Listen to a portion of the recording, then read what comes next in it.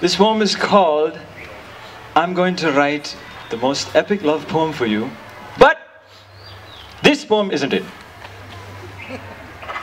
I'm going to write you the best love poem ever, but this one isn't it. It's a poem that will show how much I enjoy the way you conduct yourself, like a composer designing a journey with movements, and I can only sit back and listen as you lead me to so many places with the sonata that you are. And unlike most music, my role isn't passive, because I know how you will flow from tune to tune, and I know where you will resolve, where you will come home. And I will be there to catch us when you do. My poem is going to capture all your music. I'm going to write one kick-ass love poem for you, but this one isn't it.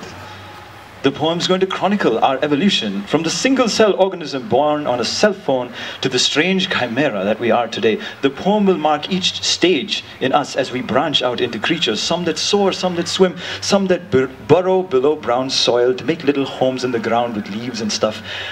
I'm going to write the most superb love poem for you. And though this isn't it, I can tell you the poem's going to capture your body the way my eyes and hands never could. There'll be a verse for every curve, a line for every line you make when you smile, a long rhyme for every strand of your long black hair. I'll weave it so beautifully that the words will seem like your shadow in a dark room.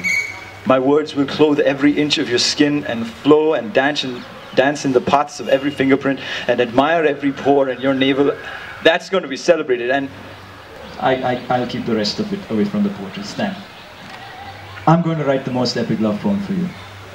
It's going to appreciate your mind the way an architect could only appreciate the Guggenheim Museum.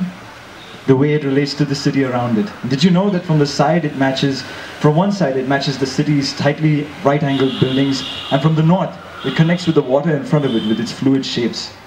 I'm going to explore you and see how each unique steel girder holds you into who you are.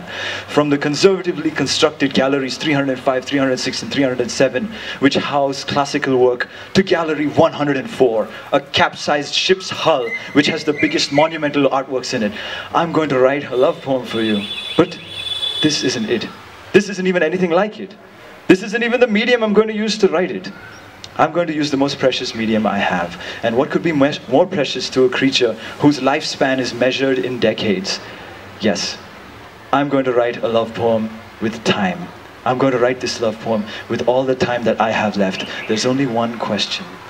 Will you spend it with me? Will you marry me?